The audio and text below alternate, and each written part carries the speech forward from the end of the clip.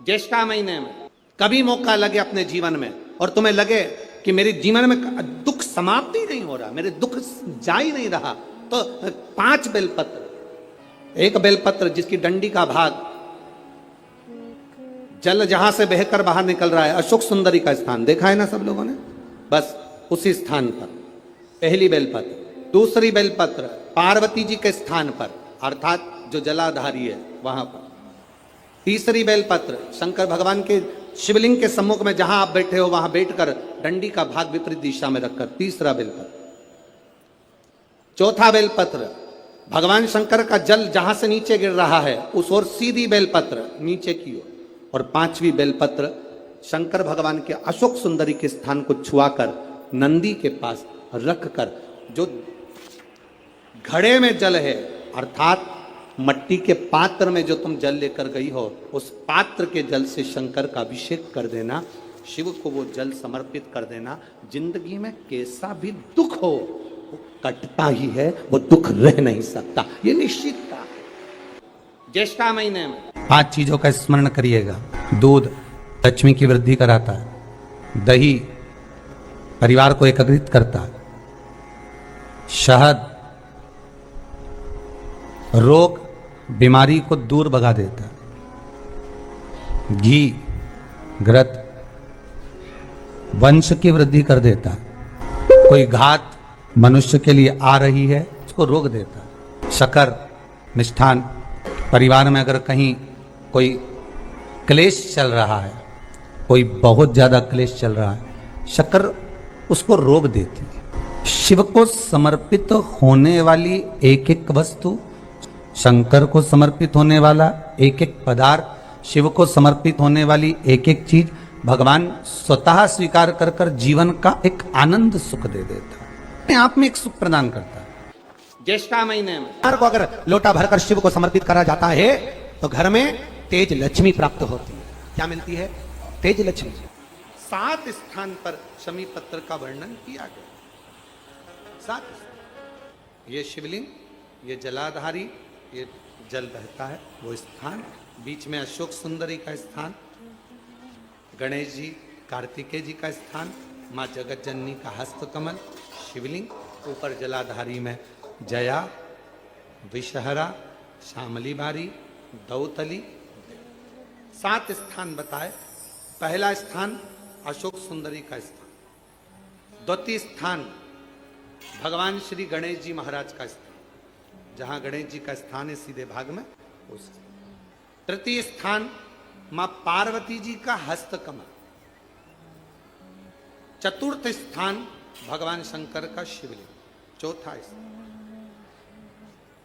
5वां स्थान नंदी का उठा हुआ चरण, जो नंदी का पांव उठा हुआ रहता है एक आगे वाला, 5वां स्थान। और 2 शमी पत्र भगवान शंकर के सम्मुख में से अपनी कामना कर कर 3 बार पंचाक्षर मंत्र का या श्री शिवाय नमस्तुभ्यम का स्मरण कर कर वो शमी पत्र भगवान शंकर के शिवलिंग पर फिर समर्पित कर दिया जाए। अगर ये 7 शमी पत्र समर्पित कर कर 1 बेलपत्र शिव जी को समर्पित करा जाता है तो धीरे धीरे कैसा भी बड़े से बड़ा रोग हो वो धीरे धीरे कटना प्रारंभ हो जाता है। 1 बेलपत्र में इतना बल होता है कि 64 योगिनियां, 33 कोटि देवताओं की धर्म पत्नियां, देवियां, 64 योगिनियां, देवियां, सारी सिद्धियां, निधियां सब बेलपत्र के इस पत्ते के दोनों पत्ते और पत्ते के बीच में जो डंडी होती है, जो बची हुई जगह होती है, सारी निधि, सारी सिद्धि और सारी देवियों का स्थान होता है। जब हम 1 बेलपत्र को दिल से अपनी कामना कर कर देवाधिदेव महादेव को, ये शिवलिंग जलाधारी, ये जल बहता है, तो बेलपत्र समर्पित करते हैं दक्षिण में बैठकर जब डंडी का मुख उत्तर की ओर कर कर बेलपत्र अपने मन से कामना कर कर शिवलिंग पर समर्पित करते हैं तो ऐसी कोई कामना नहीं जो मेरा महादेव पूरी ना करता। मान लो बहुत बड़ा रोग हमारी जिंदगी में आ गया, बहुत बड़ी बीमारी हमारी जिंदगी में आ गई, डॉक्टर की दवाई भी ले रहे हो, इलाज भी करवा रहे हो, जांचें भी करवा रहे हो, सब कुछ कर रहे हो, सब कुछ, उसके बाद भी यदि आराम नहीं लग रहा उसके बाद भी अगर हमको हमारे शरीर में आराम नहीं लग रहा तो फिर हम क्या करें? तब 2 लोटा जल लीजिए, 5 बेलपत्री शिव जी पर चढ़ा दीजिए और जल की धार दोनों हाथों से धीरे धीरे कुंदकेश्वर महादेव का नाम लेकर जल की धार चढ़ाना प्रारंभ करें। 1 बेलपत्र और शिव जी पे चढ़ा हुआ जल लेकर आ जाइए। जल को सुबह पी लीजिए, बेलपत्र को प्रदोष काल के समय पर चबा चबा कर खाना प्रारंभ कर लीजिए। दवाई लगना चालू हो जाएगी, शरीर को आराम लगना प्रारंभ। जब घर से निकलो तो काम जरूर कर निकलो। पहला, घर में जो भगवान का मंदिर है, घर में जो भगवान का देव स्थान है, देवालय है, शिवालय है, उसको नमन करो, प्रणाम करो, विनय करो। दूसरा, घर से निकलते समय अपने घर का जो बुजुर्ग हैं, अपने घर के जो बड़े हैं, उनको नमन करो, उनको प्रणाम करो। एक परमात्मा का साथ और दूसरा घर के बुजुर्गों का आशीर्वाद हमारे साथ चलता है तो निश्चित है उसका फल हमको मिलता जरूर है। कहीं विघ्न में हम पड़ रहे हों, विघ्न में हम गिर गए हों, पड़ गए हों, तो उस विघ्न से निकलने के लिए घर के बुजुर्गों का आशीर्वाद और महादेव की कृपा, ये दोनों ही हमारे लिए श्रेष्ठता देती है। द्वितीया कौन सी तिथि? अरे बोलो जम के, शुक्ल पक्ष की द्वितीया के द्वितीया चंद्रमा का दर्शन करना चाहिए। और शुक्ल पक्ष के द्वितीया चंद्रमा का दर्शन कर कर प्रदोष काल के समय पर, कौन सा काल? शाम के समय। प्रदोष काल मालूम है सबको? सूर्य जब डूबता है उसके 45 मिनट पहले से सूर्य डूब जाए उसके 45 मिनट बाद।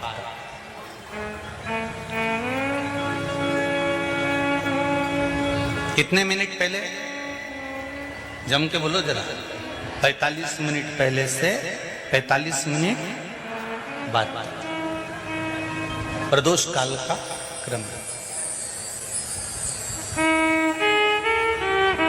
चंद्रदेव का दर्शन कर कर कच्चे दूध का छींटा, सफेद पुष्प चंद्र को समर्पित करो।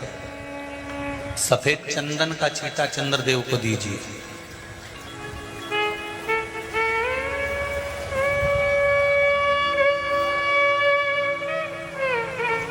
और चंद्रदेव को छींटा देने के बाद जो दूध है उसका छींटा अपने तन पर लीजिए।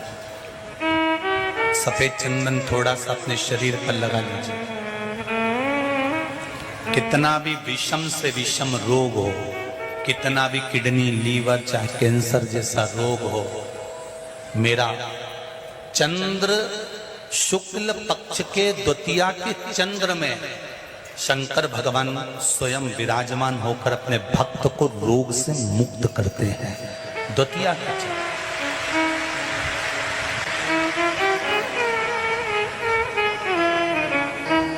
जम के बोलो कौन सी तिथि है? शुक्ल पक्ष के द्वितीया तिथि का चंद्र का दर्शन व्यक्ति को जीवन का सुख देता है। जिसके आंखों में तकलीफ हो, श्रवण शक्ति में तकलीफ हो, बोलने में, मुख में तकलीफ उत्पन्न होती हो, भारी से भारी रोग, हम पहले भी कथा में कहे, आज फिर कहते हैं, जिसकी लीवर, किडनी, जिसकी काया बेकार हो रही हो, चमड़ी सफेद पड़ रही हो, काले काले छट्टे पड़ रहे हो, सोराइसिस जैसी बीमारी हो गई हो, कैंसर जैसा रोग हो गया हो, बड़े से बड़ा रोग, अगर किडनी, लीवर कितना भी बेकार से बेकार हो गया, डैमेज से डैमेज हो गया, उसको शुक्ल पक्ष के द्वितीया चंद्रमा का दर्शन करना चाहिए। दूज, जो शुक्ल पक्ष की दूज आती है ना, द्वितीया, शंकर भगवान के फोटो का दर्शन करा है आप लोगों ने? बोलो तो जम के करा है ना सबने? शंकर भगवान के चित्र का दर्शन करिए, शंकर भगवान के फोटो का दर्शन करिए, शंकर भगवान की मूर्ति का दर्शन करिए। शंकर भगवान के मस्तक पर जो चंद्रमा रखा हुआ देखते हैं आप लोग, शिव जी के मस्तक पर जो चंद्र देखते हैं, वो चंद्र कौन सी तिथि का रखा था शंकर भगवान?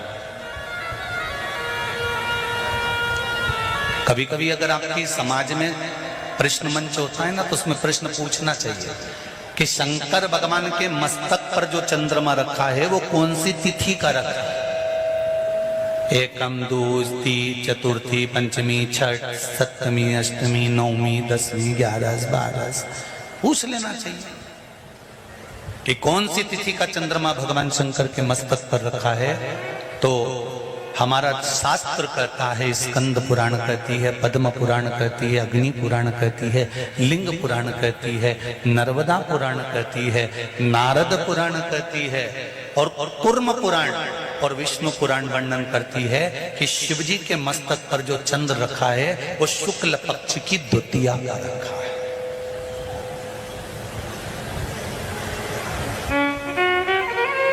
कैलेंडर किस किस के घर में? उठाओ जरा हाथ। जिसके घर में कैलेंडर या पंचांग, आज ही घर जाकर देखना, कैलेंडर को पलट कर देखना, शुक्ल पक्ष की द्वितीया तिथि जैसे ही देखोगे उसमें लिखा होता है चंद्र दर्शन। लिखा होता है कि नहीं होता? अरे बोलो तो जी जी, लिखा होता है ना। शुक्ल पक्ष की द्वितीया तिथि देखोगे तो उसमें लिखा होता है चंद्र दर्शन। अब इस प्रत्येक शुक्ल पक्ष की द्वितीया तिथि पर चंद्र दर्शन क्यों लिखा होता है? क्योंकि शिव महापुराण की कथा में उमाखंड में वर्णन किया गया है कि जब चंद्रदेव को दक्ष प्रजापति का श्राप लग गया, चंद्र तुम मेरी एक पुत्री के प्रति स्नेह रखते हो और बाकी की पुत्रियों की ओर तुम देखते तक नहीं। बाकी की पुत्रियों की ओर तुम देखते तक नहीं हो। चंद्र, हे चंद्र,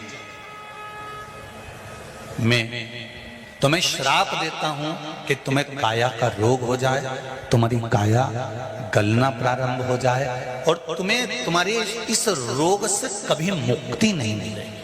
चंद्र दुखी हो जाए।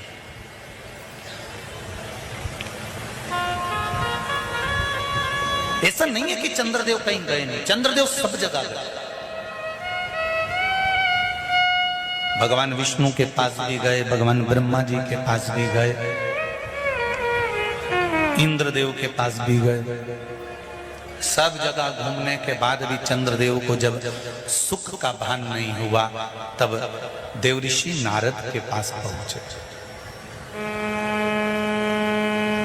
जब जीवन में बहुत दुख आकर खड़ा हो जाए और उस दुख का कहीं निवारण न मिले तो कोई सतगुरु की शरण चले जाओ।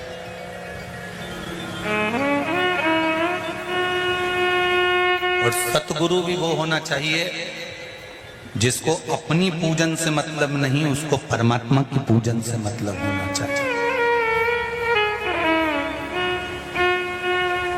सत्य मार्ग की ओर प्रशस्त कर। देवऋषि नारद के पास गए और नारद जी से जाकर कहा, मेरी काया गल रही है, मेरी काया में रोग हो गया है, मेरी काया टपक रही है, कुछ कृपा कर दो। देवऋषि नारद ने कहा, पार्थिव शिवलिंग का निर्माण करो और उस शिवलिंग का पूजन करो। अब देखिएगा जरा, 33 कोटि देवी देवता में कोई ऐसा देवता नहीं रहता जो शंकर भगवान के शिवलिंग का पूजन नहीं करता हो या निर्माण नहीं करता। चंद्रदेव देवऋषि नारद के कहने पर शिवलिंग का निर्माण करते हैं, पूजन करते हैं, आराधना करते हैं, अर्चना करते हैं। चंद्रदेव भगवान शंकर की आराधना में डूब जाते हैं और आराधना करते करते करते करते करते भगवान शंकर प्रकट नहीं हुए, तब चंद्र और दुबले होते चले गए, और दुर्बल होते चले गए। शरीर चंद्रदेव का टेढ़ा होने लगा, क्योंकि केवल हड्डी का कंकाल चंद्रदेव का रह गया। मांस काया टपक टपक कर गिरती रही और चंद्रदेव की काया जब और शिथिल होती गई, एकदम दुर्बल होते चले गए। सारे पूरे महीने में चंद्र की स्थिति देखना और शुक्ल पक्ष के द्वितीया तिथि के चंद्र की स्थिति देखना।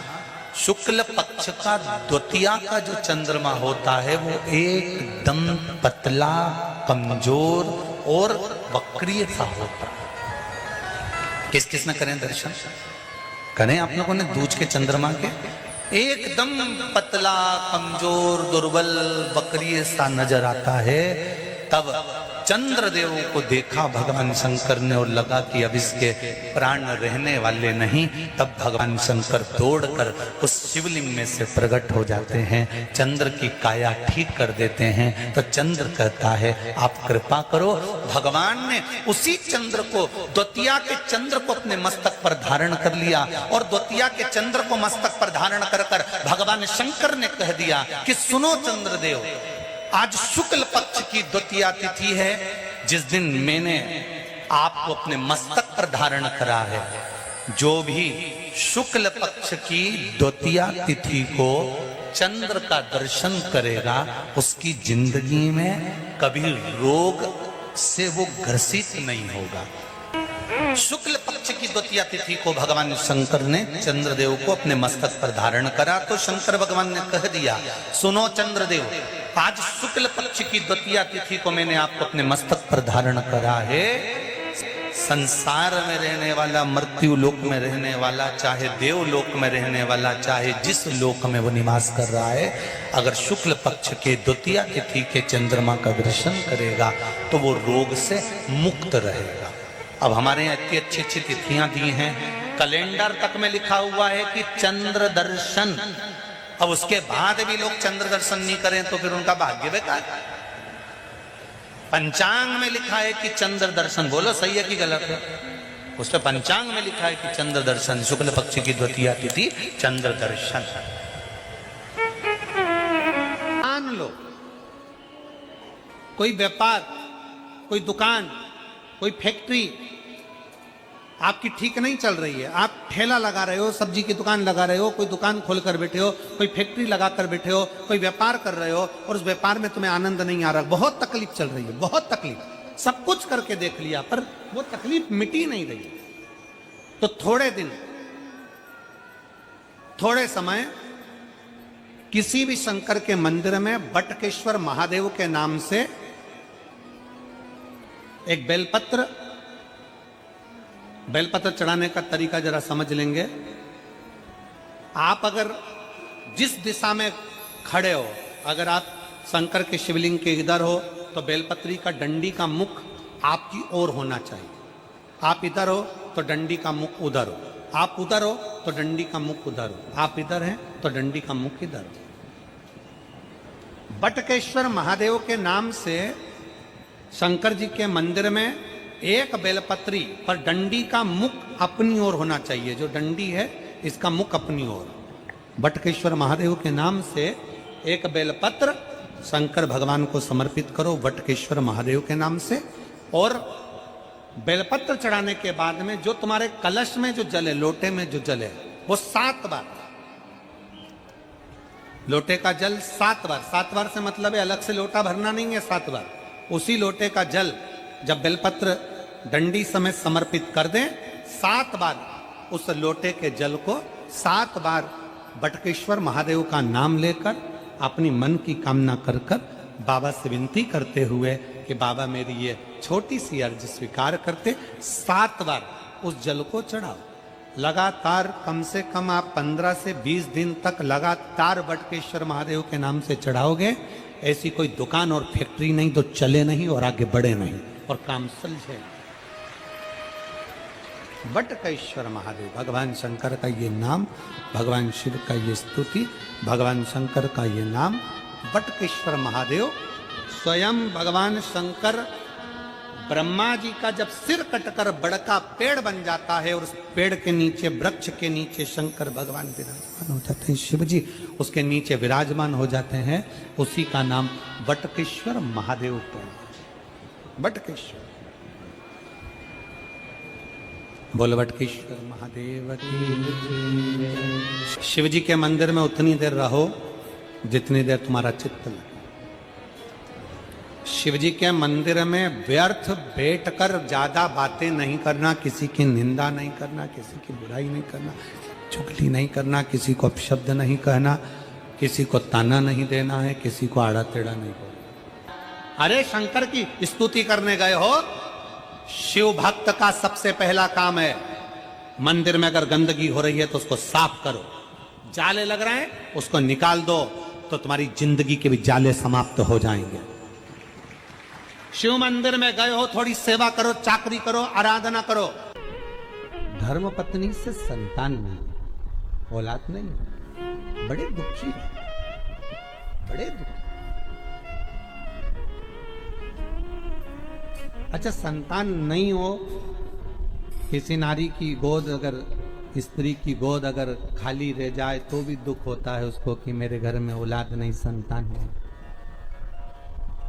हम कई बार कहे, आज फिर कहते हैं, ये टेस्ट भी बाद में कराना, सारी जांचें बाद में कराना। एक बार शंकर का भजन कर कर देख लो। सब जगह से अगर हार जाओ और सारे रिपोर्ट आपकी आपने सब दूर दिखा ली, तो एक बार शंकर पर भरोसा कर कर तुमरुका जी का नाम लेकर सफेद आंकड़े की जड़ को शिव जी पे से रजस्वला धर्म के 7वें दिन 21 बार घुमा लो, नाम गोत्र बोलकर कमर में लाल धागे में बांध लो, पीपल के पत्ते शिव जी को चढ़ाओ, उठाकर लाओ, उस एक पत्ते को रात्रि को गाय के दूध में उकालो और उस दूध को दोनों पति पत्नी पियो, साथ रहिए। समय आएगा, बाबा चाहेगा तो 3 या 4 महीने में गर्भ ठहर ही जाएगा। सारे डॉक्टर को दिखा लिया अपनी जगह, टेस्ट भी करवा लिया अपनी जगह, पर एक बार प्रयोग, और वो विश्वास रखकर करना पड़ेगा। शंकर पर जो भी कार्य कर रहे हो आप, जो उपाय कर रहे हो आप, शिव का स्मरण कर, भगवान पर अगर विश्वास रखोगे, भरोसो दृढ़ इन चरणन कहो, श्री वल्लभ नख चंद्र छटा बिन सब जगमा ही अंधेरो। अगर भरोसा है तो शंकर है, और भरोसा नहीं तो शिव कहां से। विश्वास लेकर अगर आए हो तो काम तो होगा। ये लोग काशी से आए हुए हैं, विश्वास लेकर ही तो आए होंगे कि हम जाएंगे शंकर की कथा में तो बाबा कृपा जरूर करेगा। कई लोग यहाँ पर बैठे हुए हैं जो विश्वास लेकर आए हुए हैं, दूर दूर से आए हुए हैं, केवल विश्वास लेकर कि भगवान कृपा करेगा किसी न किसी रूप में, मुझे विश्वास है कि बाबा मेरी सुनेगा। और फिर कहता हूं, कथा में अगर आपने मन लगा लिया, भले टीवी चैनल के माध्यम से श्रवण कर रहे हो, भले मोबाइल के माध्यम से श्रवण कर रहे हो, भले पंडाल में सुन रहे हो, बाबा से अगर दिल से आपने अगर कह दिया तो 3 महीना बहुत होता है सब कामना पूरी होने के लिए। मेरा बाबा आपको कुछ ना कुछ दे ही देता है, बस आपकी रुचि के अनुसार सुख प्रदान कर ही देता है। आप उस पर विश्वास, भरोसा, भटकना नहीं है हमको, मार्ग